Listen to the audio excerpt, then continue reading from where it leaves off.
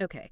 Have you ever had one of those moments where you could have sworn something happened one way, Uh-huh. but everyone else remembers it completely differently, and Yeah. you're just like, am I in the wrong dimension or something? Yeah. Yeah. Well, that's basically the Mandela Effect. And Right. today, we're going to deep dive into it. Yeah. Not just like the funny pop culture stuff, but Right. what it tells us about how our brains actually work. Exactly. And you sent over a ton of sources on this, so I did. let's get to it. Yeah, so it's so fascinating how this effect really makes us question what we think we know Right. about memory and even like reality itself, right? Totally. So like take the name, the Mandela Effect. Yeah. It actually comes from how many people vividly remember Nelson Mandela dying in prison in the 80s, Mm-hmm.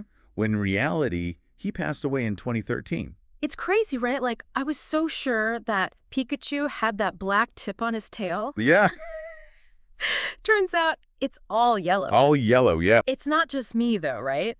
There's tons of people who remember Oh, yeah. Mickey Mouse wearing overalls, Right. which never happened. Never happened. And then there's the Hong Kong actor, Fat Cat, Yeah. who many believe died years ago. Right.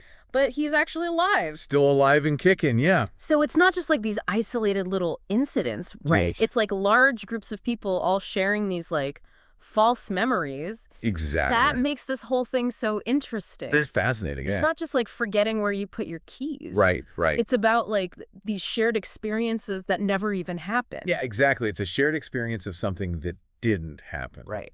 Which is the really strange part. Makes Yeah. you question reality. Exactly. So before we get too lost down this Mandela Effect rabbit hole, Sure.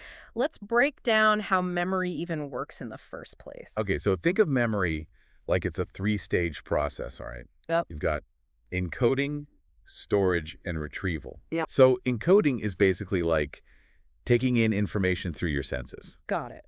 And if there's a problem here, you can't really properly learn or remember anything. So that's why I can never remember names. Could be, yeah. Encoding error. Encoding error, exactly. You make sense. Yeah. Okay, what about forgetting things really quickly? So that probably points more towards the storage stage, Okay. where the information is held over time. Right. So if there are issues there, those memories, they kind of fade away. Like after one too many cups of coffee. Exactly. Information overload. Information overload. Okay, so what about amnesia then? Where does that fit into all of this? So amnesia is all about retrieval, Okay. which is the act of actually recalling the information. Got it. It's different from storage issues Right. because the memory might still be there, Okay. just inaccessible for some reason. Like a computer file you saved but can't find? Exactly. Yeah, a good analogy. Okay, that makes sense. Yeah. Speaking of retrieving memories. Mm-hmm. One of the sources talked about how faulty eyewitness testimony plays a role in Oh, a absolutely. lot of wrongful convictions, which is kind of scary. It's incredibly scary. Yeah. And it's a shockingly high number. Like, what was it? 75%. A full 75% Wow. of wrongful convictions involve eyewitness misidentification. That's hard to believe. It's a huge problem, yeah. So there's this case, right, from Elizabeth Loftus's research Yes, yeah. about a wrongly convicted hotel manager. Right. And it really shows how our memories can be so unreliable. Oh, absolutely. It's a chilling case. Can you tell me more about it? Sure. So this man, he was mistaken for a rapist Oh, wow. just because he vaguely looked like the actual perpetrator Oh, no. and had a similar car. Oh, wow. And despite his family saying, no, it's not him, it wasn't him, Uh-huh. the victim identified him in court, And that was enough? and that led to his conviction. Oh, my gosh. Later on, the real criminal was caught, Oh, wow. and he confessed to over 50 similar crimes. It's terrifying. But the damage was done, Right. This wrongly accused man lost everything. His job, his fiancée, his money. It's just heartbreaking. Yeah, and tragically, he died at just 35 Oh, no. from the stress of it all. So this guy's life was totally destroyed Totally destroyed. just because of a mistaken memory. It's a devastating example of how fragile our memories can be It really is. and how impactful those mistakes can be. Right, and it makes you really think twice about all those true crime documentaries. Oh, absolutely. Because you never know, right? You never know, yeah. And there were those other examples you mentioned too, right? Yes, from the source material. Like the symbolic interactionism video where Yeah. the character Hetien might have these false memories of being kidnapped. All right, And the 1 against 10 case Right. where they convicted 10 teenagers. just on the victim's word. Yeah. It really brings it home how these issues are very real, They're not just theoretical. not theoretical at all, Right. unfortunately. Yeah. It's scary stuff. Yeah. So Elizabeth Loftus, her research really shows Over and over again. that memory can be changed It can be altered. by both outside factors External factors. and like stuff going on inside our brains. Internal processes, yeah. Wow. So let's talk about those external factors. Okay. What kind of things can actually mess with our memories? So there was this experiment, right? Okay. They showed people a photo of a staged car crash. Uh-huh. And afterwards, so many people remembered broken glass. Okay. Even though there wasn't any. I wasn't any. No broken glass at all. Wow. And it was simply because they were told this was a serious accident. So just the suggestion of something can make your brain Absolutely. create a false memory. A false memory, yeah. That's wild. It's powerful stuff. Yeah, and you said stress makes this even worse, right? Absolutely, yeah. Like how much worse? Well, there was another experiment. Okay. Ethically reviewed, of course. Of course, of course. But it involved Special Forces soldiers. Wow, okay. And even they, after really intense interrogation, Uh-huh. identified their attacker. So even highly trained individuals are, Susceptible? Oh, yeah. wow, so it really shows how strong these external influences can be. Especially under pressure. Yeah, especially under pressure. It's amazing what the mind can do. It really is. Okay, so it's not just external factors though, right? No. You're telling me our own brains mess with our memories too. In a way, Okay. yes. How does that even work? So we tend to think Yeah. that, like, if we keep thinking about a memory, Uh-huh. that makes it stronger. Right. Yeah, makes sense. But actually, it Mhm. makes it more unstable. Really? Yeah, because every time you retrieve it, Okay. it's like you're rewriting it. Huh. And your brain's editing it for consistency Right. and to make it more logical, you know? So after enough rewrites, Yeah. it's like our memories become fan fiction versions of our own lives. It's a great way to put it, yeah. That's kind of trippy. It is. Okay, so we talked about editing memories, but can you implant new memories? It sounds like sci-fi, right? It does. But Loftus and her team, they actually did it. No way. They convinced people that they'd been bitten by a dog as a kid, What? or that they loved tomatoes, Seriously? even if those things never happened. And did it work? It did.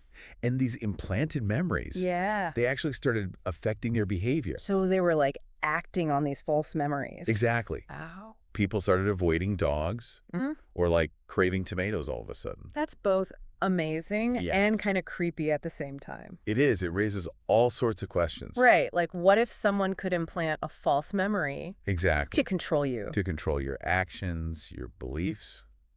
It's scary. Yeah, it's a disturbing thought. Yeah. And this idea of manipulation, right? It has a dark history, Yeah, the sources mention that. especially when it comes to recovered memories. Yeah. Wasn't that something to do with Freud? Yes, so Freud had this idea Okay. that repressed childhood trauma Right. leads to mental illness in adults. Okay. And this was taken to extremes in the 1980s. What do you mean? Well, there was this trend of blaming women's depression Oh, wow. on childhood abuse. Seriously? Yeah, and they would use these questionable therapy tactics Like what kind of tactics? to try and recover these supposedly repressed memories. So are you saying they might have implanted false memories? It's a complex issue, but there were definitely cases Yeah. where people started believing they were abused based on these recovered memories, Oh, wow. even with no evidence. Wow. That's messed up. There was even a woman who sued her parents What? for sexual abuse Oh, no. based on these recovered memories from therapy. So did anyone challenge this?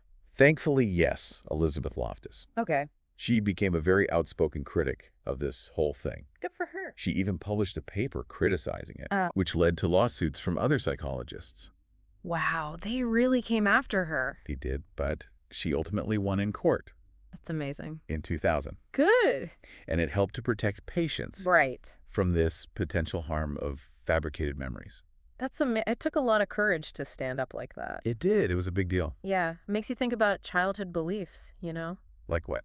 Like Santa Claus. Oh, yeah. I have these vivid memories of leaving cookies out, Wait. but obviously it was my parent. Of course, yeah.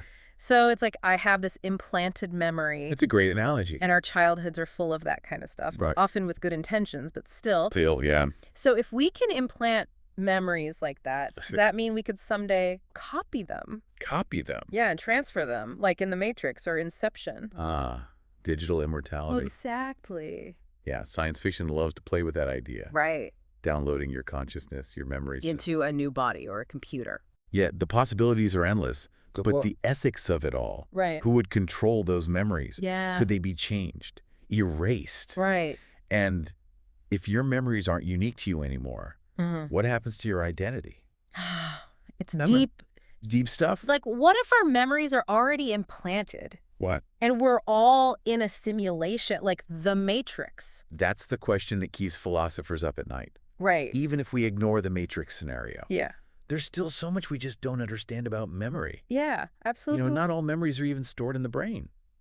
Wait, really? Yeah. Like, what do you mean? Well, think about muscle memory, Right. like riding a bike, yeah. playing the piano. Ah. You just do it, right? Yeah, you do. You don't have to think about it. Without thinking about every movement. Right. And even people with amnesia can still do those things. That's wild. So it's like, It's stored somewhere else, yeah.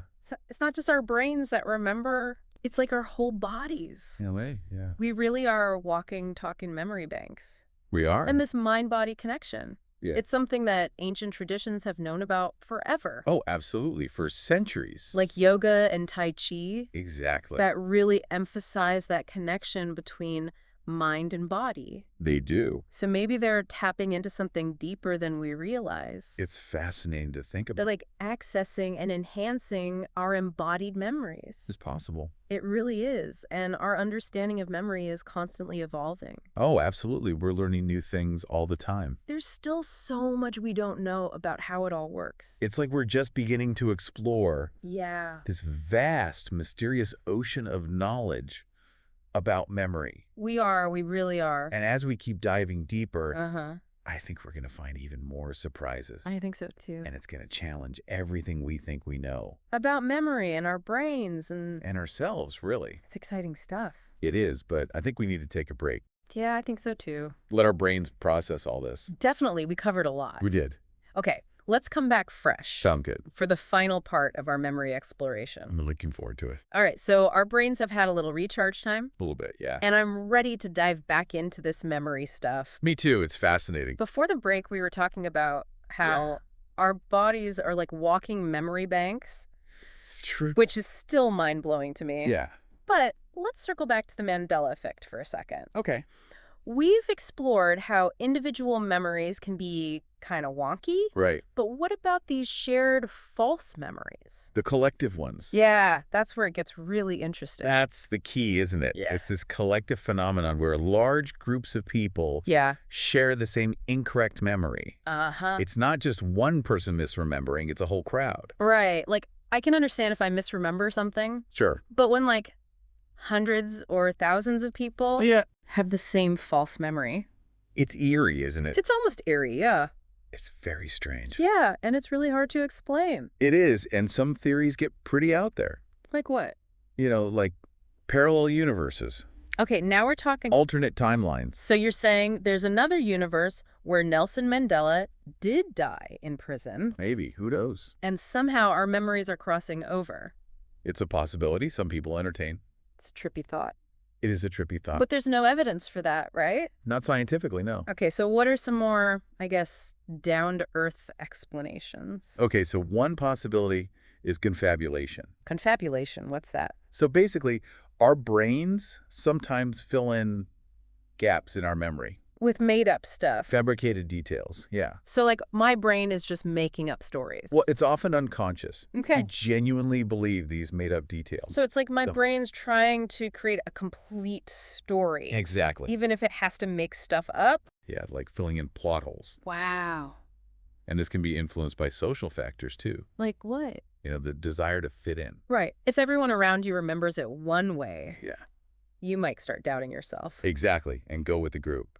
Which makes sense, especially with pop culture. Oh, yeah. Shared childhood experiences. Absolutely. You want to be in on the joke. Even if you don't really remember it that way. Exactly. Then there's a whole thing with schemas. Schemas. Okay, what are those? So schemas are like mental frameworks Okay. that help us organize information.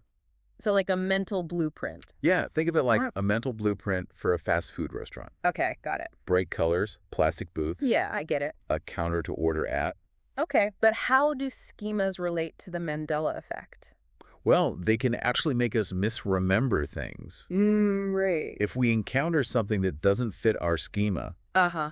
our brain might actually change the memory. to make it fit. To fit the schema, yeah. That's kind of scary. So let's say you have a strong image of a classic movie villain. Okay, like a black cape.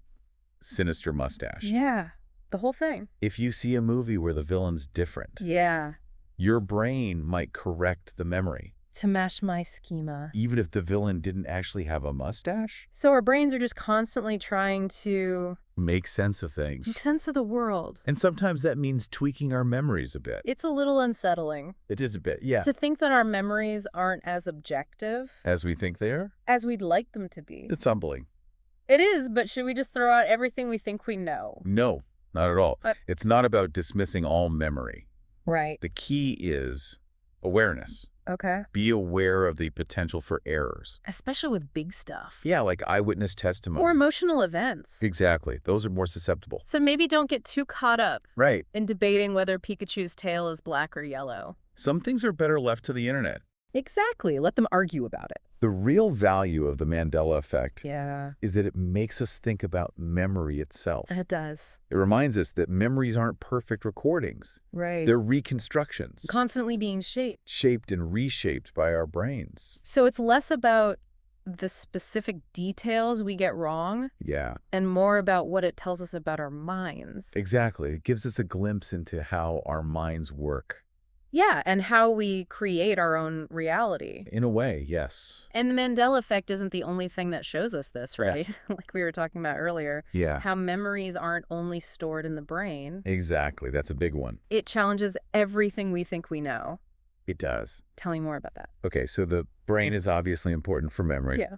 but research suggests our bodies play a role too. Like muscle memory. Exactly, like when you ride a bike. You just do it. You don't have to think about it. And even people with amnesia can still do that. It's incredible, isn't it? It is. So it's not just our brains. Our whole bodies remember. Yeah. We're walking memory banks. And this mind-body connection. It's been recognized for centuries. Like in yoga, Yoga, Tai Chi. that focus on that connection Yeah, makes you wonder if they're tapping into something deeper. it's possible. Like accessing and enhancing our embodied memories. It's a fascinating thought. It is. And our understanding of memory is always evolving. Oh, absolutely. We're always learning new things. There's still so much we don't know about how it all works. It's true. It's like we're only just starting to explore Yeah. this huge, mysterious ocean of knowledge. That memory and the mind. And as we go deeper We're bound to find more surprises and challenge everything we think we know, about memory, about ourselves, about everything. it's really exciting. It is, but I think we need to bring this back to our listener for a second. Okay, good point. What's the takeaway here? Why should they care about all this memory stuff? Right, so the key takeaway, Mm. I think, is that our memories are powerful, They are. but they're not always accurate. Right. They can be influenced We've seen that. by so many things. So we should be careful about trusting our memories too much. Our own memories and those of others. Right, that's... And be open to the idea Yeah. they might not be telling the whole story. Right, there might be more to it. We should be skeptical. Question things. Be curious And maybe that'll help us understand ourselves better. in the world around us. I like that. Embrace the imperfections. They make us human. Well said. I think we've covered a lot of ground today. We have, from Mandela effects to muscle memory. My brain is full. Mine too. It's been a good exploration. Very thought-provoking. And I bet our listeners will never look at their memories the same way again. I hope so. Who knows what other secrets are hidden in there? That's the beauty of it. The exploration never ends. And with each new discovery, Yeah. we understand ourselves a little bit better. So true. Now, before we wrap up this deep dive, there's one more thing I want to touch on with you. Wow. Before we were talking about how easily our memories can be influenced, right? Right. By outside factors and even our own brains. Bruh. And it's crazy how much our understanding of the past can change. It really is. But what about when it comes to actual history? Mm. How do we create this, like, shared understanding Yeah. of historical events when everyone's memories are so different? That's a great question, and it brings up the idea of collective memory, Okay. which goes beyond just what individuals remember. Okay, so, like, if we think about major historical events, Yeah, cultural moments. most of us weren't around for them, right? Exactly. Think about, like, the signing of the Declaration of Independence. Yeah, I wasn't there for that. Right. So we rely on textbooks, documentaries, stories. Things passed down through generations. Exactly. And those sources are already shaped by individual perspectives. Right, they're not completely objective. No. So collective memory is kind of like a patchwork of all these different recollections and interpretations. It's like a giant game of telephone where the story keeps changing. Yeah, that's a perfect analogy. And it's always evolving, right? Always. New information, new perspectives. And our understanding of the past shifts. So it's not just our personal memories that are fluid, Right. but our shared understanding of history, too. Exactly. Which is why it's so important Yeah. to be critical thinkers, To question things. Consider different points of view. And be open to the idea that history is always being rewritten. In a way, yeah. This whole conversation has really made me realize how much our memories shape who we are. It's true. Not just as individuals, but as a society. Absolutely. It's fascinating and a little bit scary, honestly. It is, and it brings up a big question for our listener. Okay. If our memories are so unreliable and easily influenced, Yeah. what does that actually mean for our sense of self? Oh, that's a good one. Who are we really? If our past is constantly shifting, Yeah, are we ever truly the same person from one moment to the next? that's something I'm going to be thinking about for a while. Me too. It's a big question. It is, and it's a great place to end our deep dive. Into the world of memory. It's been an incredible journey. It has. So much to think about. And to our listener, Yeah, remember, your memories are powerful, they are. but don't be afraid to question them. You never know what you might find. Until next time. Thanks for joining us.